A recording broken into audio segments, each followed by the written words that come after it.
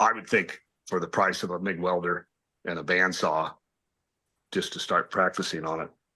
We took the welding class at Chemeketa in the evening. It was an adult class. We took it with a bunch of guys and enjoyed it. And welding's kind of entertaining. It doesn't work well when you're in a huge hurry, but if you have a little bit of time, it's a good skill to know. Just because you need something welded that broke.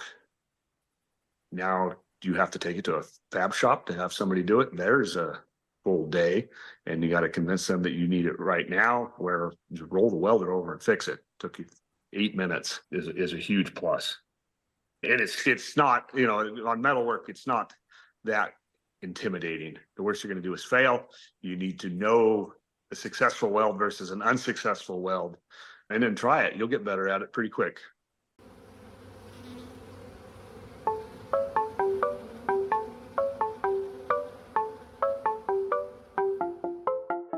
From the Oregon State University Extension Service, this is PolliNation, a podcast that tells the stories of researchers, land managers, and people like you who are making bold strides to improve the health of pollinators. I'm your host, Dr. Adoni Melathopoulos, Associate Professor of Pollinator Health in the Department of Horticulture. Welcome. This is our commercial beekeeping segment with Harry Vanderpool from Vanderpool Farms. Harry, tell us a little bit about our guest today. Oh, it's just awesome that we're going to talk today with Nick VanCalcar of VanCalcar Apiaries, Amity, Oregon. I met Nick on the edge of a meadow foam field maybe 20 years ago. Kenny Williams introduced me to him. We shook hands. 5 minutes later, he was pulling me out of the mud. Oh, God. Ever since then, on and off, some years and others, we pollinate together in various crops. And one thing I can say about Nick, if he says he's going to be there at 8 o'clock, it's not 7:59 or 8:01. He is 8 o'clock. It's like a miracle. And one thing about that is important in beekeeping is do what you say you're going to do. And Nick is a really good example of that. I think this episode's great because you can Nick's character really comes through, and you're prompting. We have kind of focused this episode on being able to fabricate for yourself, how important fabrication is within a beekeeping operation. Yeah, it takes dedication, Nick talks about, and it takes some grit.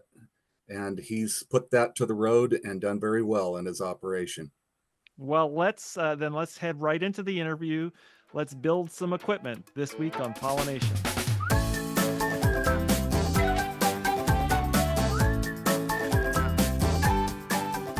Welcome everyone to PolliNation. And today we have the great pleasure of talking with Nick VanCalcar of VanCalcar Apiaries out of Amity, who is someone that I've worked on and off with over the years, and he has a lot of interesting things going on and to talk about. So we're ready to go. Fantastic. Well, welcome, Nick. And why don't you tell us how your operation got started? Boy, that's a question. So ultimately, my family shield is a beehive. I didn't know that until I had already signed the papers to purchase half of my boss's business and had been a beekeeper for 13 years. I went to a little tiny private grade school, of which was interactive with parents. 2 of the parents were beekeepers, and my brother, who's 8 years older than me, one of his best friends' parents were beekeepers. So beekeeping was always around me. I remember my brother had a 4-H hive when we would all watch out the window as they got stung and the hive swarmed way up in the apple tree.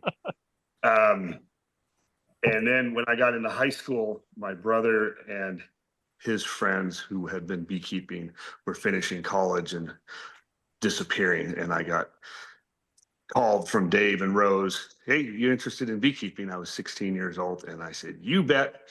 And I went out with one of their sons, picked me up every morning. One of the other sons, Scott, worked with us. And then one of Scott and Mike, or Dan being my brother's buddies, Mike, also worked that summer, and I loved it. Had a great time. Did a little bit of extracting every other day. Mike did the extracting every other day, If it had been all extracting, I would have been done with that. But the beekeeping, taking off honey, putting boxes on was fabulous. And working with my brother's buddies was great. And then Nice. it went on, and I happened to be there, be the right age to still be there with enough experience to take over half of the business. When Dave and Rose retired, another employee took the other half. How did you buy your way into the business? What was that? It ended up being a lease purchase for tax reasons, where Dave and Rose carried the note. So on an accounting thing, if I had bought it and they carried it, all of the taxes would have been due for them. So they couldn't afford that. So we did a lease where I made payments for 14 years to pay it off. Which wouldn't have worked any other way. I didn't have any money to put up for it or the ability to get a loan for it. That's a sort of a silly thing to write a loan around. Something that can all die in 6 months of neglect or 3 months of neglect. And ultimately it worked out well for both of us, both me and Dave and Rose. Dave Kerr is a beekeeper, but he was, as far as prior to selling his business, a very notable beekeeper around the Willamette Valley, very integrated with a lot of the beekeepers that we know, and is a fine mentor. And to a lot of people, he has helped me on a couple projects. Dave and Rose are as good a people as you're going to find. And so I'm jealous, Nick. You really had great mentors. Actually, I did too. So, awesome. I still call Dave with bee questions, and certainly with mechanical or fabricating or general scheme ideas. He's a good guy to bounce ideas off, and he will share till I can't think of anything else to share. Nice. Well, maybe that brings us to our next question. Clearly, some people who are hobby beekeepers, they buy everything. It's all pre-made. They just have to staple it and maybe paint it, maybe not even that. But commercial operation does require custom built equipment to make things work efficiently, to use labor efficiently. Can you tell us how you developed your skills in fabricating, and what are some of the sort of significant fabrication projects that you've been involved in? So my fabricating 10 years started by watching Dave, who built most everything, rather wood, concrete, or metal. He was busy doing it and doing well with it. He made forklifts. The one he still uses, it still has it. We still borrow it occasionally. He built, I think, in the early 80s. Lots of things that you would buy out of a bee catalog, Dave would make himself. And I watched him do it, and it was interesting. And then when I was going to buy the business, we were sorting that out, Ryan is a buddy of mine who worked for Dave and Rose also. We took a welding class and learned that it's really not that hard. And then Dave kept his forklift. The other one went to the other beekeeper, and I got the half finished one that Dave had started, with Ryan and I going to finish it by January to start moving bees. So the first thing I bought as a new beekeeper was a MIG welder and a bandsaw, and we started fabricating in the shop to finish the forklift. We got it done, minus a couple little things. It worked great. Ryan weld, I cut, and we discussed all of the parts and stuff, and we went and looked at Dave's and asked Dave's, and we got it done, and it worked well. And then the next year, we bought another old pickup and built the second one. Well, how many of those forklifts have you fabricated? So I have the first one that Ryan and I finished. That's the one that burned up in the fire. The second one that Ryan and I built, I still have that. And then Ryan and I started another one, then he moved away, and I ended up getting Dave to finish it. And then the one that Dave built for Andy, when he was starting the one he was building for me, I bought that from Andy. So I have 3 of them here that we use regularly. And then we've been borrowing Dave's when we go to California, so we could take 2 with us. And then there's 2 up here. This year I actually, well, I guess this year, still 24. I actually bought one of those little green Avant loaders or articulated, just because I was feeling being a burden on Dave to keep his running for me to borrow for 3 weeks when the bees were being shipped. And that works out well. The guys, we have a little trailer, they put it on there, they take it to the loading yard, and it stays there as we're getting the bees ready to ship. We can unload trucks with it and then load the semi trucks with it. Wait, can you describe? I can't imagine. I could imagine, having a fabrication project where you're putting something onto a forklift, but fabricating a forklift, I don't quite understand. How do you do this? Oh, well, you buy a 3/4 ton pickup truck, It's based on a truck body. buy the truck, and then you strip the body off Oh, down wow. to where it's now a frame with your motor and your transmission, your drive line and your axles in it.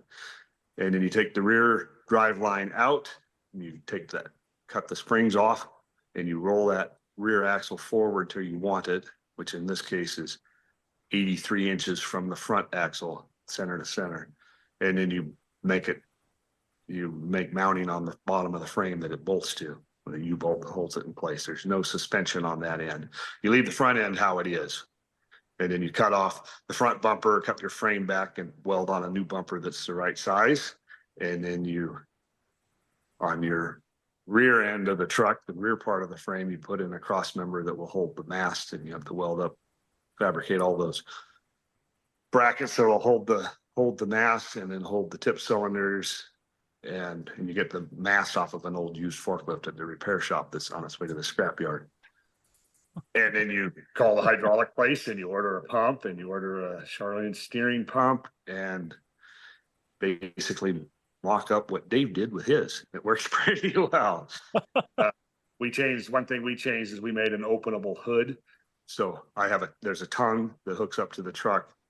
And then when you want to tow it, you put the transfer case, you put the transmission in neutral, then the transfer case in neutral, double check to make sure the transfer case is in neutral, and you're good to go. Don't forget to close the hitch.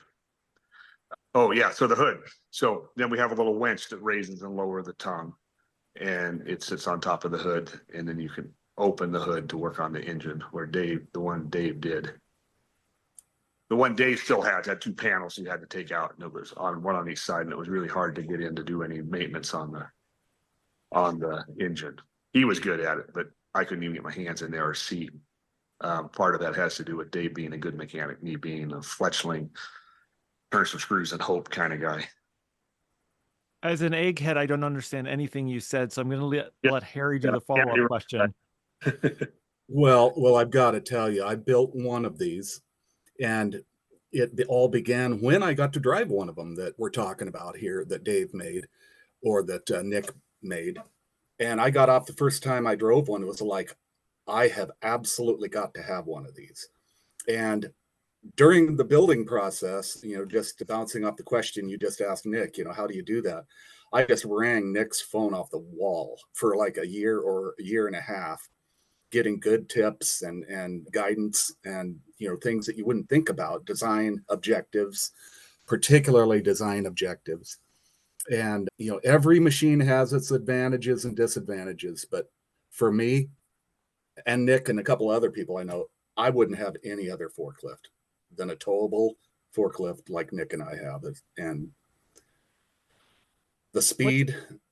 What's the advantage over buying an articulated forklift from the factory?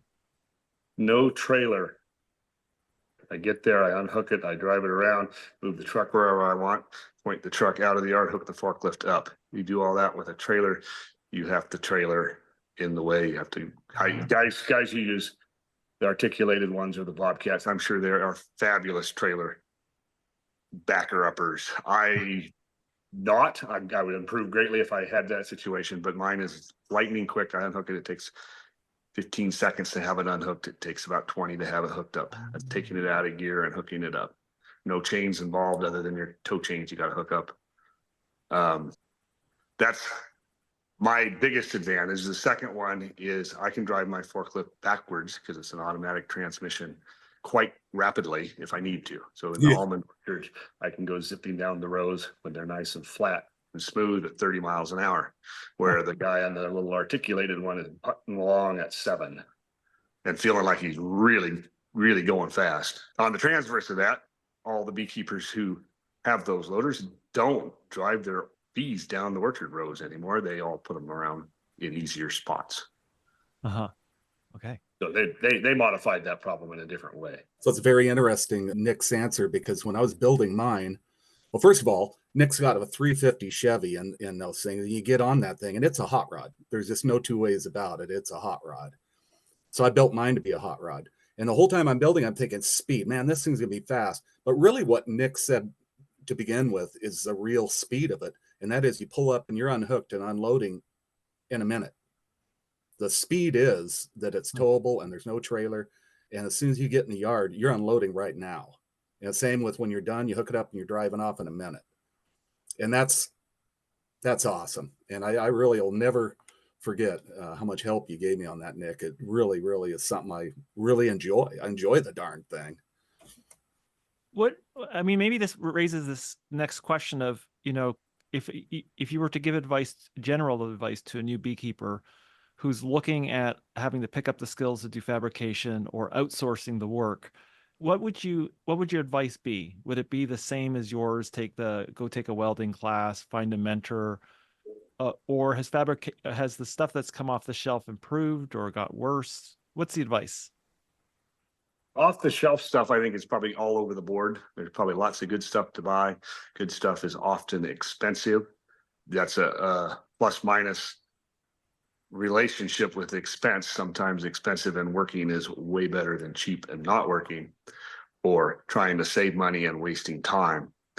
As far as fabricating your own stuff, a lot of that depends on what size of operation a person is running. If you have 5 hives going to go to 10, maybe up to 20, there's not that much fabricating you're going to do.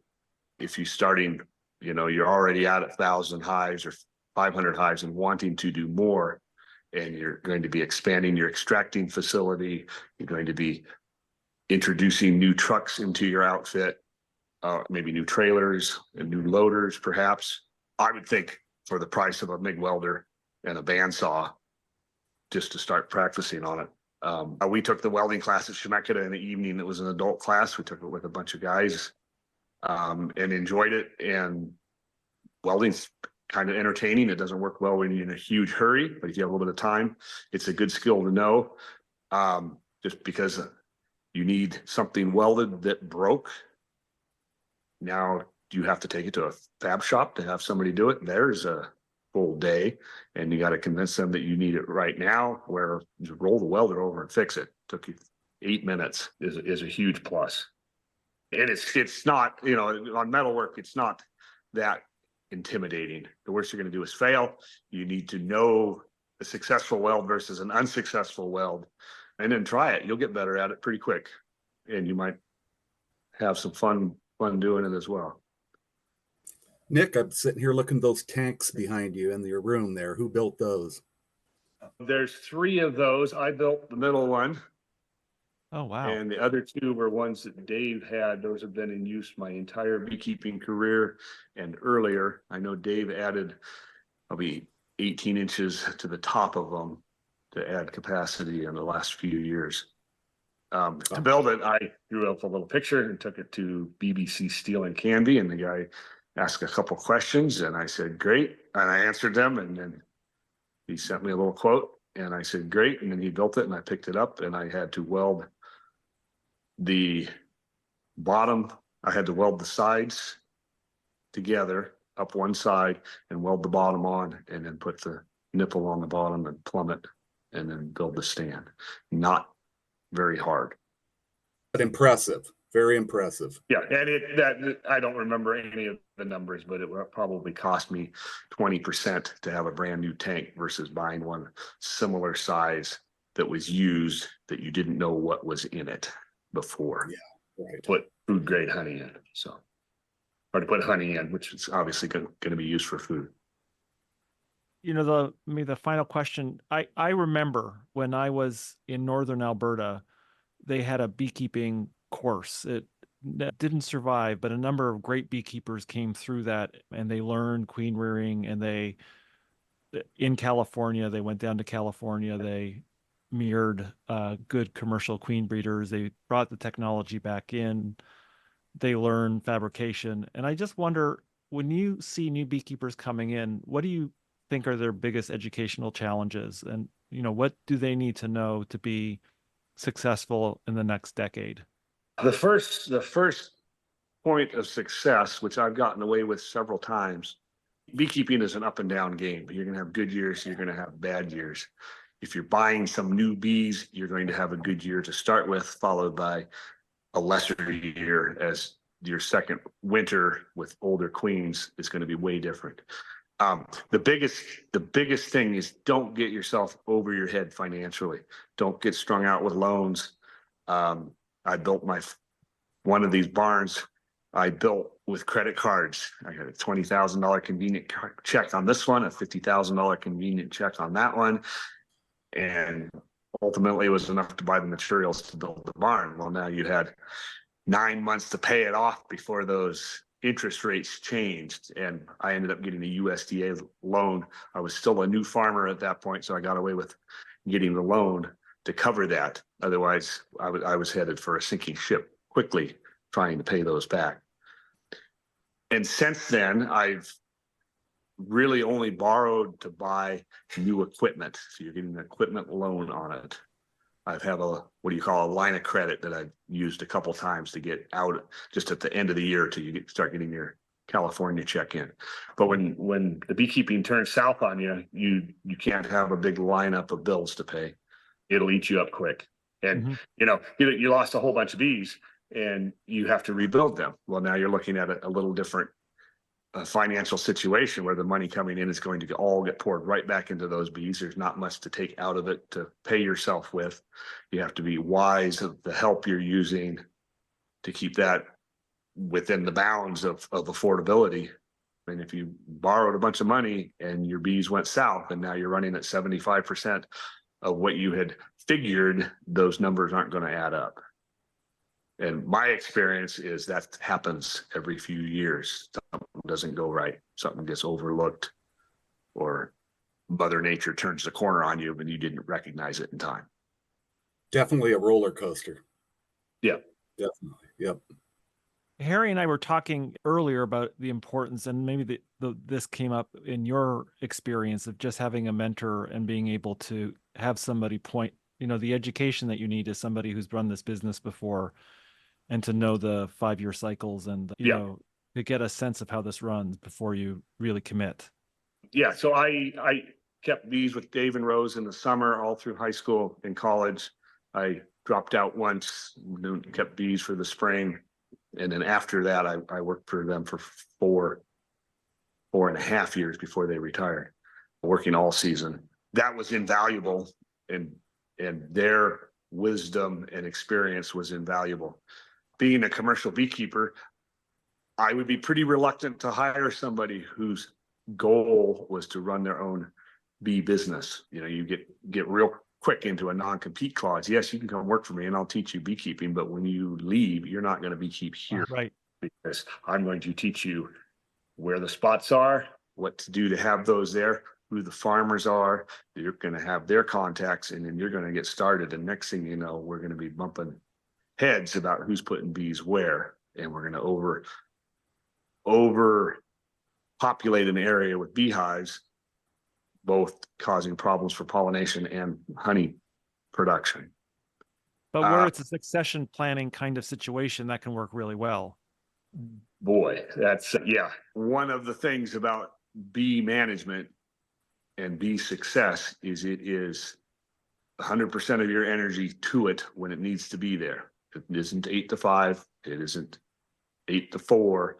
It's more 8 to 8 plus bee moving at lots of times of the year. So to start off, I want to be a beekeeper, a commercial beekeeper.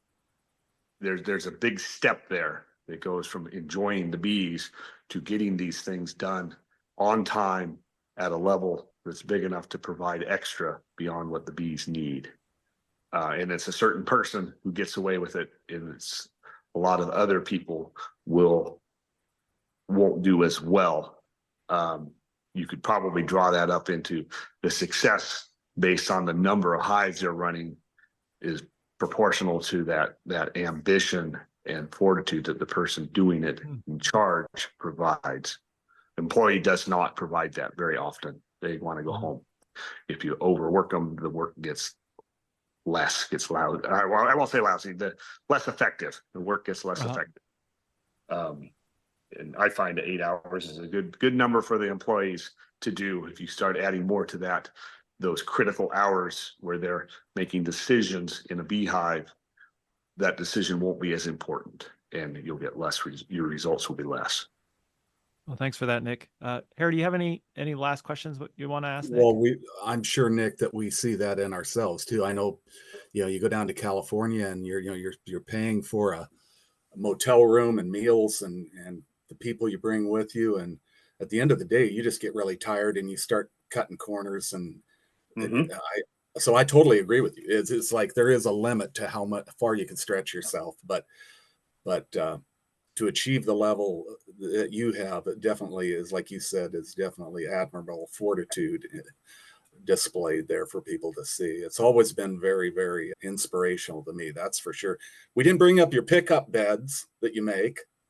Oh, I want to hear about the pickup beds. And so Nick actually fabricates everything around him, buildings and all. And we can talk about the geodesic dome some other time. I bought that. Oh, okay. I wanted to build one, but I was looking at, I was going to use up all the available time and then some, just figuring out how to do it. When the kit showed up in a little crate from China, we put it together. The truck beds is going specifically with fabricating. If beekeepers needing more trucks and welding isn't a problem, draw up your truck bed and take it to the fab shop, and they'll bend your metal and cut it and build it. And it's a huge savings. When I built the one on the International, I got a quote from a truck builder in Salem. I think it was $13,000. Well, I spent less than $3,000 to build it myself. There we go. It was 3 inches lower than the one they would have built. I won't say it looked better, but it didn't look any less. Can you tell us just what makes up the ideal, truck bed and sort of accessories on the, what have you learned? What's the kind of like sweet spot of? So for truck beds, I like to make them, and I got this from Dave. The one he had on the old Super Ford, he had made out of stainless steel. So the front, the back, and the two side rails and the head rack were stainless steel. The structure of it that sits on the truck is mild steel. You can run your forklift into that thousands and thousands of times, scrape all your wax off with your hive tool. It's still silver. It doesn't rust. It Really? still looks good. And it's more expensive than mild steel. Probably not much more than aluminum, but it's tougher. It's tough. It's hard. It doesn't dent well. It scratches, but it doesn't rust. I sold my first truck, which had 250,000 miles on it.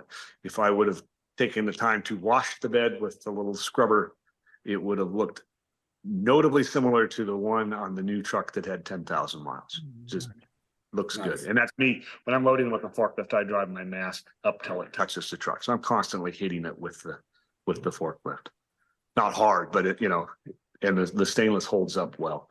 The other advantage, when I build a truck bed, you set your two rails on the frame, and then all of the cross members are welded in between those and out from those, rather than a 8-foot piece sitting on top of it. So you lose 4 inches of height that way. So I can make a truck bed. Mine are generally about 36 inches high at the wheel, the rear wheel, where most of the ones you see people that have been purchased are going to be 40, 42 inches high. Some of them are worse than that. So when I'm carrying my valuable, precious, hard-earned box of honey to the truck and I have to set it up there, if I can save 4 or 6 inches of lifting, all the better. What about features for storage and things like that? What's your kind of style for attaching that? Or as far as the building, or as far as No, like truck? smoke places for smokers, places for. Okay, so we just buy basically a underbody truck box, probably 24 by 16 by 16. And then you have to figure out how to mount it. And you end up somebody crawls under there and welds a little down bracket on it and welds it to the top of the box, or makes an angle iron thing the box sits in and gets bolted to. That is, it can be either bolted to the frame of the truck, or it can be somehow attached to the box. And we just have one on each truck. The perfect world, I put it on the driver's side so I can get my smoker out on that side, but it always ends up on the other side, where the guys can get their smoker out. And your burlap ought to go, well, burlap behind the seat of the truck makes your truck messy. However, it's a B truck, it's going to be messy. Harry and I have had arguments about that. Because he borrowed the truck once of mine, and he was mortified at how messy it was. And I smiled and said, that was pretty good, actually, compared to sometimes. But one of the things that happens when you start fabricating your own equipment is when you fabricate it and something goes wrong, you go right to the problem because you designed it, and so maintenance is a lot faster. I wanted to bounce off of something that Nick said about farming something out to another company to do. Sometimes you get in a hurry and you say, you know what, I just don't have time and I got to get this going, and you pay someone else, and I almost always regret it. I got down to California. I'd had someone set up the bed in the box. I turned into my motel and the box fell off onto the ground. Big metal box. I could have been doing 60 miles an hour down with a load of bees, and that could have fallen off on the freeway. And so it teaches you a lesson over and over. Every time you pay someone to do something, you end up turning around doing it yourself anyway. I have a matching story of that. I paid truck outfit to put an extra fuel tank on the International because it had a 45-gallon tank, which was laughable. Anyway, they mounted it on there, and I told them I wanted it as high as possible. Well, they were about 6 inches shy of high as possible, and pulling out of a bee yard. Of course, I drug the bottom and ripped I shouldn't say this, but ripped the bottom drain valve off. And I think I heard it. I stopped and got out, and of course diesel was running out, and I'm 20 miles from anything. I said, well, I hopped back in the truck and I drove, sprinkling diesel the whole way, got back to the shop and grabbed a couple buckets and caught what was left of it. And then I went and bitched at and I ended up not using the tank anymore. I ended up selling the truck before I got around to fixing it. Wow. So, and that was just something, the guy putting it on there, he didn't know what I did with the truck, or didn't compute that any little rise coming out of the field or out of a driveway is going to drag, and it's a fuel tank. Oh, geez. Not going to hold up to it. So that's one of the things I get to see when I go visit Nick is just this sense of self-reliance that I really appreciate and like to build into my work as well. And that's what it is. The quality you can build into your own fabrication is great. And I love the idea that you actually know exactly how you're going to use that equipment, and that gives you the flexibility to work more efficiently, or in this case, to actually get the work done. And also, when it breaks, it's going to be some stupid time. You're going to be really busy, or it's going to be in the middle of the night. We had a flat tire once coming home from Klatskanai on a trailer with bees. Isai was behind me, and he called and said, Nick, you got a problem? And so I pulled over and I looked, and this trailer that I borrowed had 3 axles, and the middle tire was flat. And we had just passed the truck scale. I think is it Highway 30 that goes out to Columbia. Anyway, that doesn't matter. I pulled around and drove over to the truck scale, which wasn't open, and parked, and I thought about it, what to do. Well, I can't drive it home like that. And I called my buddy, who's a night owl and sits in front of his computer, and he hunted and pecked and couldn't find any tire service in Portland that was 24 hours to come out to fix this tire for me. Whoa. So he ended up we thought about it. Well, there's 2 1-ton loads of bees on the truck. So he called another guy, another buddy, and they ran out to the shop and got 2 1-tons. We sent Isai home. They came out with the fork, or I guess Isai had the forklift. So we left the forklift there. And he went home. Nick and Rodney showed up with the 2 trucks, and we unloaded the trailer and loaded those 2 trucks and then drove home. This was in early June. We got home about 30 minutes after the sunrise was coming up. It's going to be 80 some degrees. Oh, I sent Jose with 2 of the trucks to go unload, and I took the other 2 trucks, and we put one in one yard, and the big truck, which had 170 hives on it, that went to 2 other yards, and just got away with it. And it all happened in the middle of the night. Nobody there to help. Nobody at all. If anybody's helping, you had to wake them up, convince them they didn't hate you, and then come help. And that was wiped your brow. Whew, got away with that. Let's not go to Pascanai anymore. Certainly with a trailer. I think that was the last year we went. I think we went one more year after that. And that was pollinating blueberries. And they would sit up there for 10 weeks. The bees would do really well, except they always came home starving. But they grew, populations went up really high while they were there. They had good solid bees coming home. Well, Nick, thanks so much for this. I think this really kind of gave me a really